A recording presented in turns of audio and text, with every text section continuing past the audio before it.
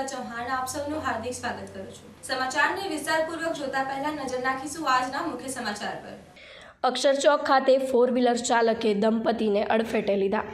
વડોદરા શહેરના અક્ષરચોક ખાતે પૂર ઝડપે આવતી 4-વ્હીલર ગાડીએ મહિલા અને તેના પતિને અડફેટે લેતા અકસ્માત સર્જાયો હતો।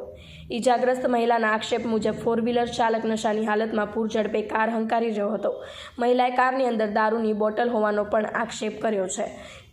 કારમાં ચાલક ઉપરાંત અન્ય ઈસમો પણ સવાર હતા। અકસ્માત બાદ કારમાં સવાર એક ઈસમ નીચે ઉતર્યો હતો, જેને ઉશ્કેરાયેલા નાગરિકોએ મેથી પાક ચખાડ્યો હતો। ઘટના સ્થળેથી 4-વ્હીલર ચાલક પોતાની 4-વ્હીલ લઈ ફરાર થઈ ગયો હતો। ઘટનાને પગલે અક્ષરચોક ખાતે લોકોના ટોળા એકત્રિત થઈ ગયા હતા। ઈજાગ્રસ્ત મહિલાને સારવાર અર્થે હોસ્પિટલે ખસેડવામાં આવી હતી। ઘટનાની જાણ થતાં જેપી રોડ પોલીસ સ્ટેશનનો સ્ટાફ તાત્કાલિક ઘટના સ્થળે દોડી આવ્યો હતો। પોલીસે નશાની હાલતમાં હોવાનો આક્ષેપવાળા 4-વ્હીલર ચાલકને પોલીસ સ્ટેશન લઈ જઈ સમગ્ર મામલે વધુ તપાસ હાથ ધરી છે। Reporter Rahul Rajput, YNA news, Vadodara.